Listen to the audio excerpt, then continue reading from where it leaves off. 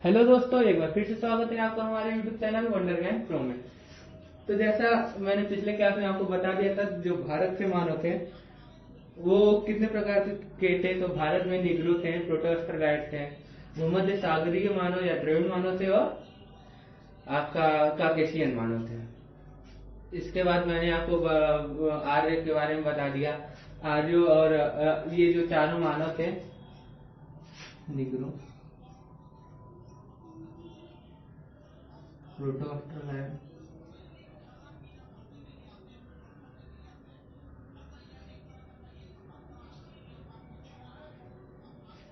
भूमध्य सागरीय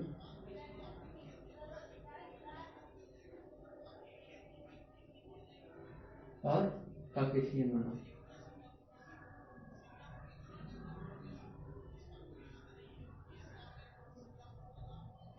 ये ही चारों मानव थे जिन्हें अनार्य कहा गया है।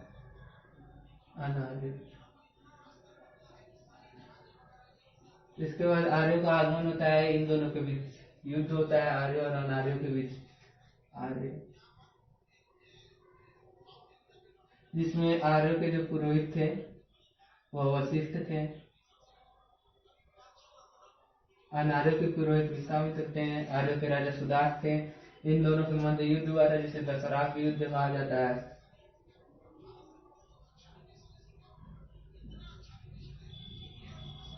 और ये जो दशरथ युद्ध था वह रावी नदी के किनारे, जो तत्कालीन परफली नदी के नाम से जानी जाती थी, वहां पे हुआ था। रावी नदी,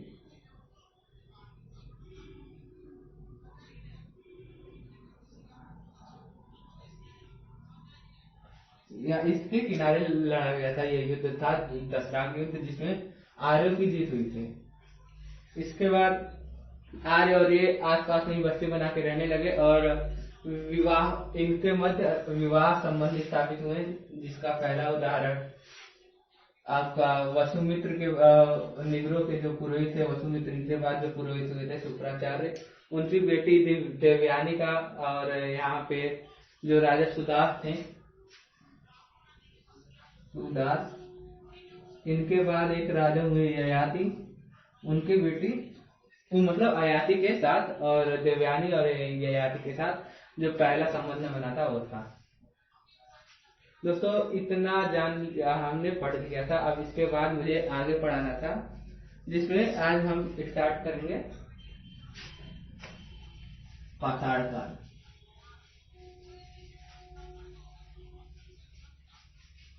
तो सबसे पहले मैं आपको बता दूं एक ग्राफ के माध्यम से सारणी, मूल इतिहास,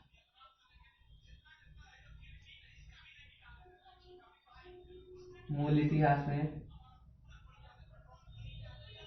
प्रागैतिहास,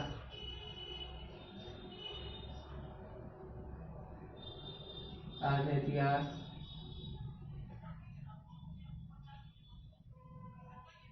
और ये था इतिहास। इसमें जो प्रागैतिहास है इसे दो भाग, पाषाण काल और धातु काल में बांटा गया है। तो यहाँ पे पाषाण काल में जब मानव पत्थरों से अपने औजार निर्मित कर रहा था, तो वो पाषाण काल की श्रेणी में आ गया। और ये धातु काल था, जिसमें मानव ने धातु का प्रयोग करना भी सीख लिया था। तो यहाँ पे अक्सर पूछ देता है, मानव ने किस धातु का प्रयोग सबसे पहले किया था? तो मानव ने सबसे पहले तांबे का प्रयोग किया था, फिर कांसा और फिर लोहा। तो तांबा, तांबा, कांसा और लोहा, इसका प्रयोग किया था मानव ने। सबसे पहले तांबे का, फिर कांसे का और फिर लोहे का प्रयोग किया था। तो दोस्तों, यहाँ तक स्पष्ट है। तो इसके बाद हम देख लेते हैं पाषाण काल के बारे में। तो जो पाषाण काल है इसको भी तीन भागों में बांटा जाता है।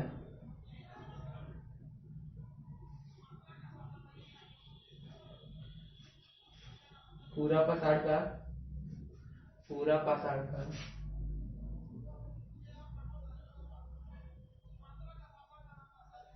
मध्य पाषाण काल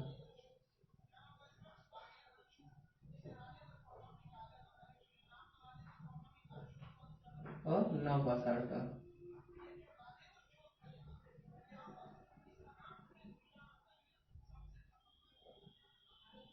तो पाषाण काल को इन भागों में डिवाइड किया जाता है, पूरा पाषाण काल, मध्य पाषाण काल और नवपाषाण काल। इसके बाद हम देखते हैं दोस्तों पूरा पाषाण काल जो है इसको भी 3 भागों में बांटा जाता है। निम्न पूरा पाषाण काल,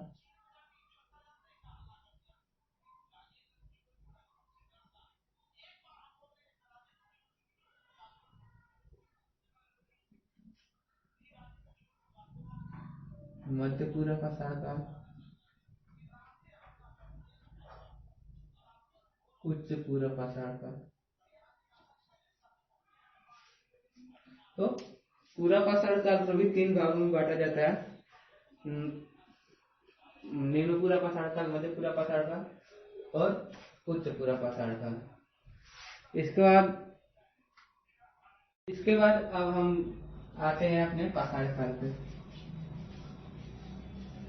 यहाँ तक आप चाहें तो नोट कर सकते हैं। अगर वीडियो पसंद आ रही हो तो लाइक कीजिए, चैनल को सब्सक्राइब कीजिए, नए वीडियोस की नोटिफिकेशन के लिए बेल आइकन भी जरूर दबाएं और दोस्तों के साथ शेयर कीजिए हमारे चैनल को, हमारे वीडियोस को, अगर आपको यह पसंद आ रही हो तो और लग रहा हाँ ये जानकारियां जानने योग्य है। तो पाषाण काल,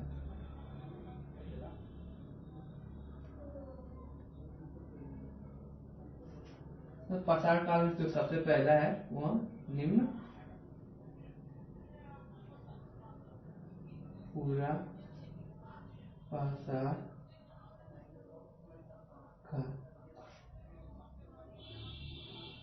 तो अभी हम निम्न पूरा पाषाण काल के बारे में देख लेते हैं। तो दोस्तों इस काल में जो मानव था वह क्वार्टजाइट नामक पत्थर का प्रयोग करता था। क्वार्टजाइट,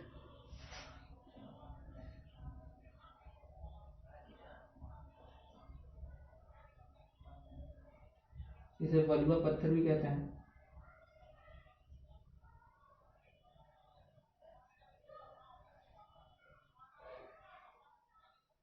तो यह क्वार्टजाइट नामक पत्थर का प्रयोग करता था। यह शिकार की असुविधा को दूर करने के लिए समूह या समुदाय में रहता था। यह जो मानव था यह ग्रुप बना के रहता था। इस काल में ही आग की खोज भी हुई थी। सबसे पहले आग की खोज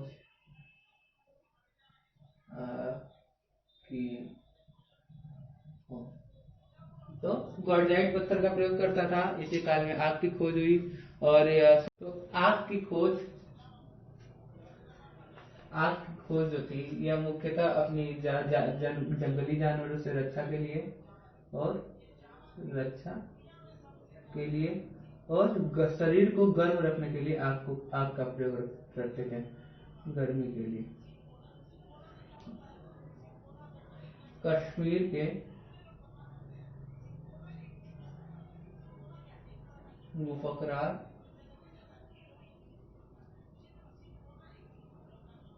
और बुर्जहोम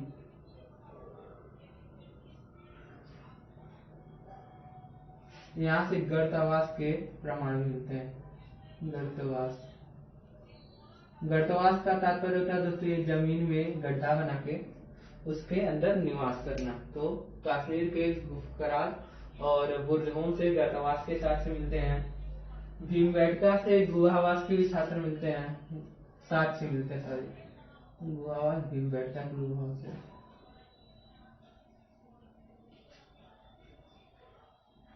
गुहावास अर्थात गुफाओं के अंदर निवास करता था। तो कश्मीर के बुर्जहोम और गुफकरार से गर्तवास और भीमबेटका से गुहावास के साक्ष्य मिलते हैं। दोस्तों इसी समय इसने मतलब मसाल के प्रयोग के लिए मसाल जलाने के लिए आग का प्रयोग करना सीखा था शायद, और अपने मांसों को भूज कर खाने के लिए भी आग का प्रयोग ये करते थे। दोस्तों इसी समय मानव ने भित्ति चित्र बनाना प्रारंभ किया था।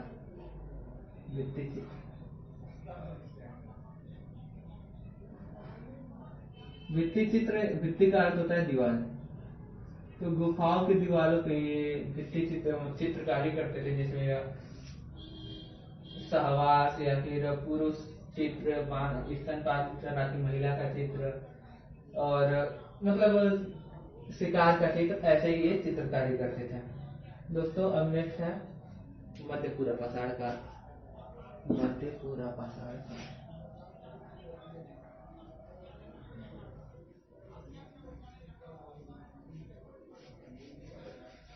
मध्यपूरा, तो अब देख लेते हैं मध्यपूरा पाषाण काल।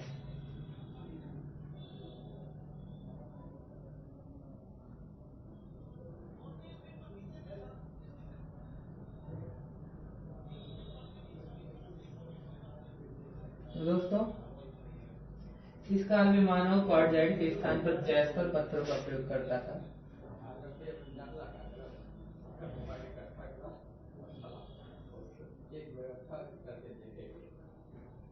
अपने औजारों के निर्माण के लिए जैस्पर पत्थरों का प्रयोग करता था, और इस काल में ही मानव ने सर्वप्रथम यह महसूस किया कि जो बड़े औजार हैं वह नुकीले नहीं हो पाते और उनसे शिकार करने में दिक्कतें होती हैं। तो इस काल में मानव ने छोटे, मतलब पहले जैसे पूरा पाषाण काल के औजारों से छोटे किंतु धारदार और नुकीले हथियार बनाने चालू किए थे। तो छोटे और धारदार नुकीले,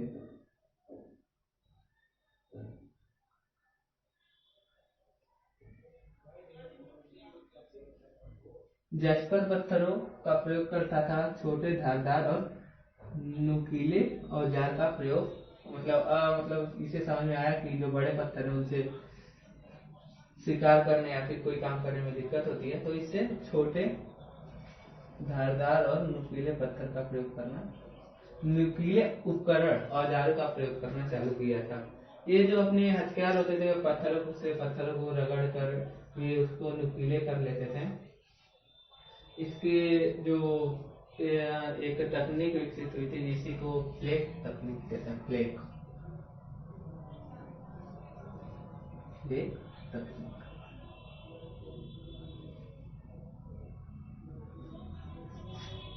तो नेक्स्ट नवपूरा पाषाण काल या फिर उच्च पूरा पाषाण काल।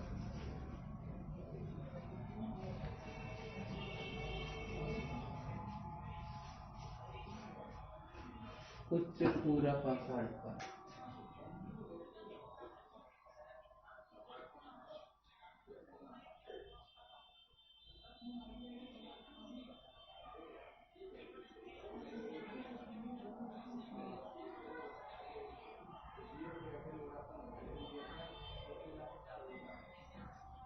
तो उच्च पूरा पाषाण काल में मानव जैस्पर पत्थरों का ही प्रयोग करता था। इसने अभी कोई चेंजिंग नहीं की, जैस्पर पत्थरों का ही प्रयोग करता था।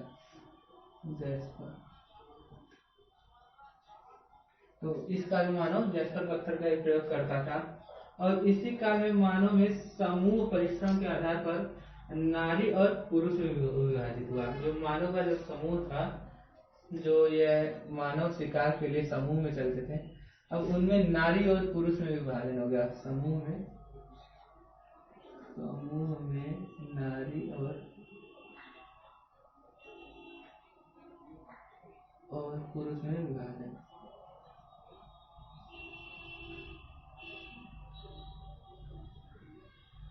पहले साथ रहते थे और उच्च पूरा पाषाण काल में इनके समूह में नारी और पुरुष बट गए अलग अलग।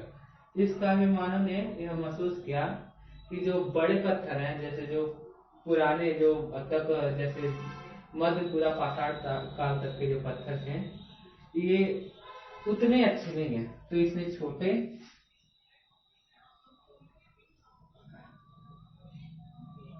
चिकने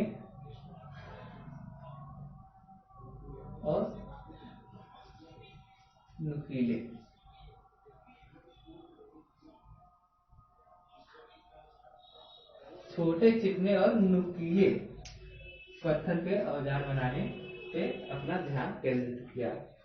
तो ये पत्थरों को रगड़ कर, जैसा मैंने पिछले ही बताया था, उसको तेज करते थे। इसका उदाहरण है चापर चापिंग।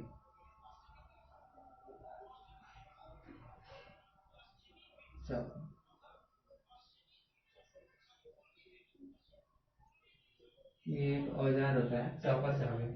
हैंडेक्स भी है, हैंडेक्स।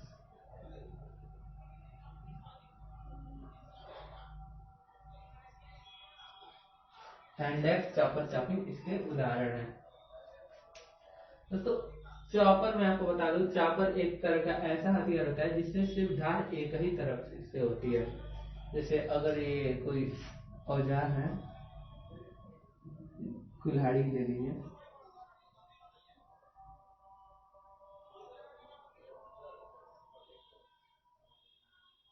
तो इसमें धार एक ही तरफ होती है यहाँ पे, और चॉपिंग होती है इसमें धार दोनों तरफ होती है।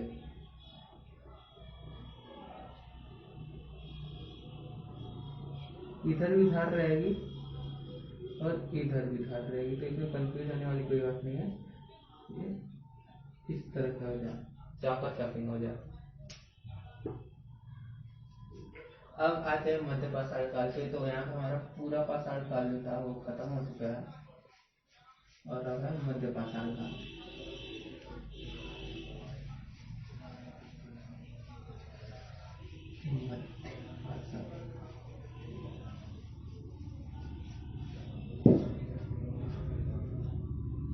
तो आइए अब देखते हैं मध्य पाषाण काल। तो सर्वप्रथम मध्य पाषाण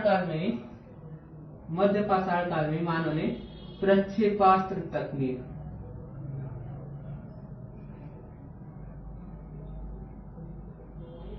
विकसित किया था। प्रक्षेपास्त्र मतलब आप दूर से ही खड़े खड़े अपने शत्रु को मार सकते हैं, या फिर शिकार दूर से ही कर सकते हैं। तो इसका उदाहरण है धनुष बाण।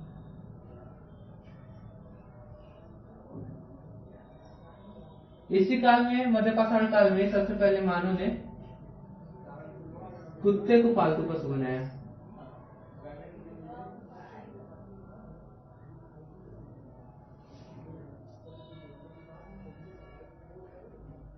और फिर कुत्ता के बाद मानव ने बकरी, भेड़, घोड़ा, और फिर बाद में जाके गाय को पालतू पशु बनाया था। इसी काल में मानव ने जानवरों के खाल को सीकर वस्त्र बनाना शुरू किया। जानवरों के खाल को सीकर, यह हड्डियों से सुई का निर्माण, मतलब सुई, ये हड्डियों को, पतली हड्डी से सुई बनाकर इन्होंने खाल निकाल, जानवरों के खालों को निकालकर उसके वस्त्र बनाए थे। इनके वस्त्र दो प्रकार के होते हैं दोस्तों, नीवी और अधिवास।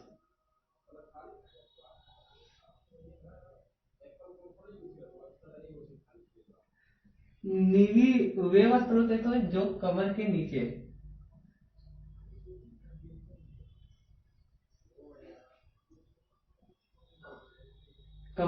ये पहने जाते थे, उन्हें नीवी कहा जाता है। और जो अधिवास थे ये कमर के ऊपर, आधे बदन को ढकने के लिए, कमर के ऊपर के हिस्से को ढकने के लिए।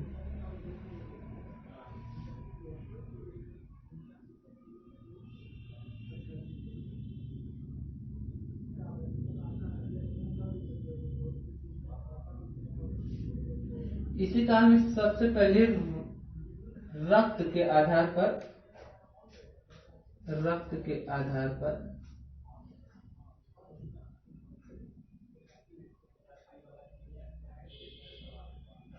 मानव बटा, मतलब परिवारवाद यहाँ से शुरू हो गया था। रक्त समूह के आधार पर अब मानव बट गया था, यानी परिवारवाद का मध्य पाषाण काल में शुरुआत हो गया। तो सबसे पहले प्रक्षेपास्त्र तकनीक, जिसके उदाहरण धनुष बाण। इसी काल में पालतू पशु बनाया गया। तो सबसे पहला जो पालतू पशु था वह कुत्ता है।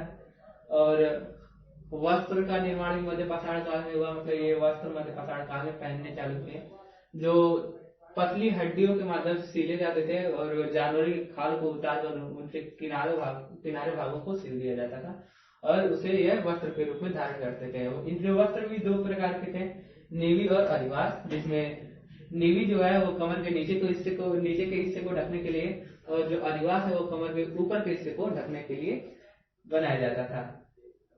इसी काल में रक्त के आधार पर मानव बटा, यानी रक्त समूह के आधार पर परिवारवाद की अवधारणा इसी काल में पनपी थी। इसके बाद दोस्तों नवपाषाण काल, इसे उत्तर पाषाण काल भी कहते हैं। नवपाषाण काल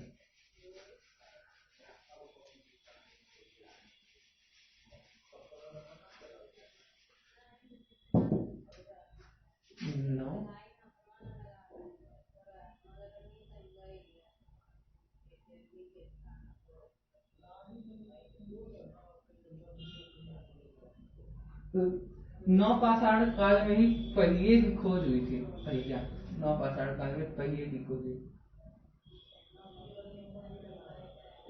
तो नवपाषाण काल में पहिए की खोज हुई थी। नवपाषाण काल में मानव ने सबसे पहले नाव की खोज की और नदी में पुल भी बनाना नवपाषाण काल में चालू किया था। नाव और पुल, यानी कि अब ये व्यापार करने के लिए पुल का और नाव का प्रयोग भी करने लगे थे। और इसके बाद जो सबसे आवश्यक चीज है, भूमि का अधिग्रहण, संपत्ति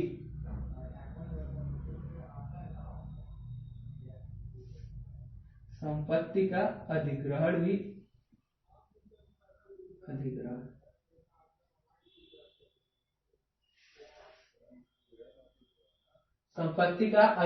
भी नवपाषाण काल में ही शुरू हुआ था। और जो मानव था वह नगर या गांव में विभाजित हो गया था। नगर या गांव में विभाजित हो गया था।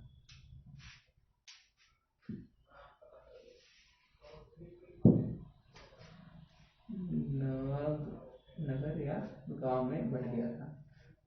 तो पहिए खोज हुई, नाव, पुल, संपत्ति का अधिग्रहण मतलब संपत्ति के मालिकाना हक इसी समय चालू हुआ। और नगर और गांव बढ़ गया।